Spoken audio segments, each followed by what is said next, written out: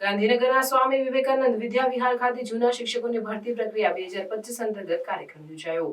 ગુજરાત સરકારના હકારાત્મક અભિગમને કારણે શિક્ષણ વિભાગમાં જ્યારથી પારદર્શક કેન્દ્રીય ફક્ત ભરતી પ્રક્રિયા પૂર્ણ થઈ છે ત્યારબાદ સૌ પ્રથમ વખત જૂના શિક્ષકોને બદલી કરવા માટેની પ્રક્રિયા હાથ ધરવામાં આવી, જેના ફળ સ્વરૂપે આપણે આજે એક ઐતિહાસિક નિર્ણયના સાક્ષી બની રહ્યા છીએ, જે આપણા સૌના માટે ખૂબ જ ગૌરવની વાત છે।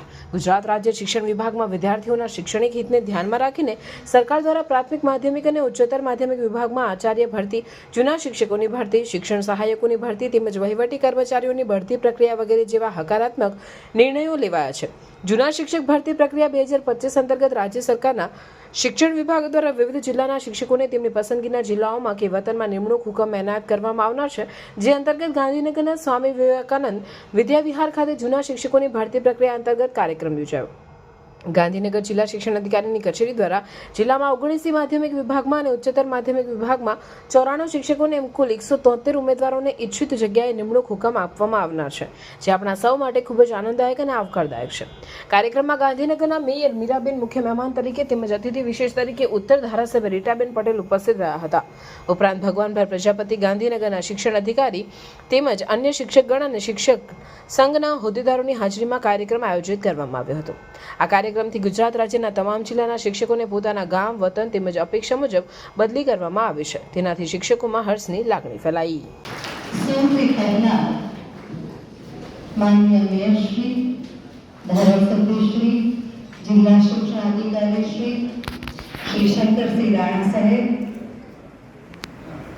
શ્રી ડૉક્ટર મહેશભાઈ ત્રિવેદી સાહેબ, તમામ પ્રમુખશ્રીઓ, મંત્રીશ્રીઓ અને આપ સૌ શિક્ષકોનું હાર્દિક સ્વાગત કરું છું અને સૌને પ્રાર્થનામાં જોડાવા માટે નમ્ર વિનંતી કરું છું।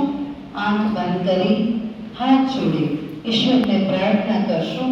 માનનીય મીરાબેન પટેલ મેડમનો આપણે આપણા કાર્યક્રમમાં તાળીઓથી ખૂબ ખૂબ સ્વાગત કરીએ।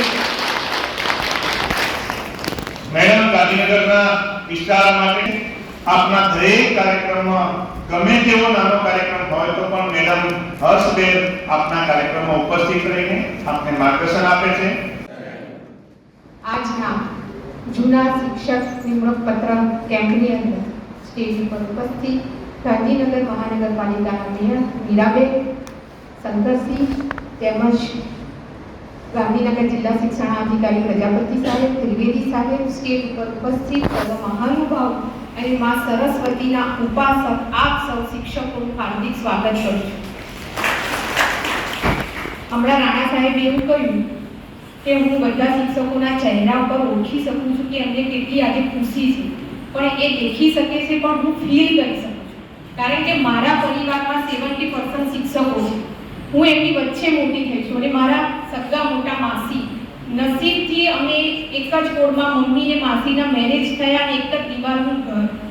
શિક્ષકોને જ્યારે પોતાના વતનથી દૂર નોકરી હોય ત્યારે કેટલી પરેશાની થાય એ અમે નજરે જોયું છે અને ફીલ કર્યું છે। આટલી મોટી સંખ્યામાં એ ગાંધીનગર જિલ્લામાં આવેલા શિક્ષકો ભારત માતા કી જય। ખૂબ સરસ।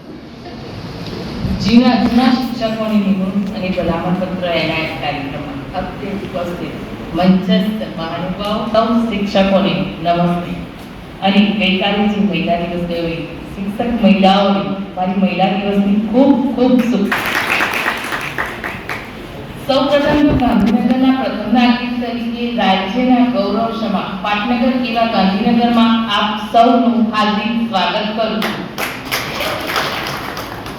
માનનીય વડાપ્રધાન શ્રી નરેન્દ્રભાઈ મોદી સાહેબ તેમજ રાજ્યના મુખ્યમંત્રી શ્રી ભૂપેન્દ્રભાઈ પટેલ સાહેબના માર્ગદર્શન હેઠળ સરકાર વિવિધ વિકાસલક્ષી દરેક ક્ષેત્ર કાર્ય કરી રહી છે, ત્યારે શિક્ષણ ક્ષેત્રને પણ એટલું જ પ્રાધાન્ય આપવામાં આવે છે।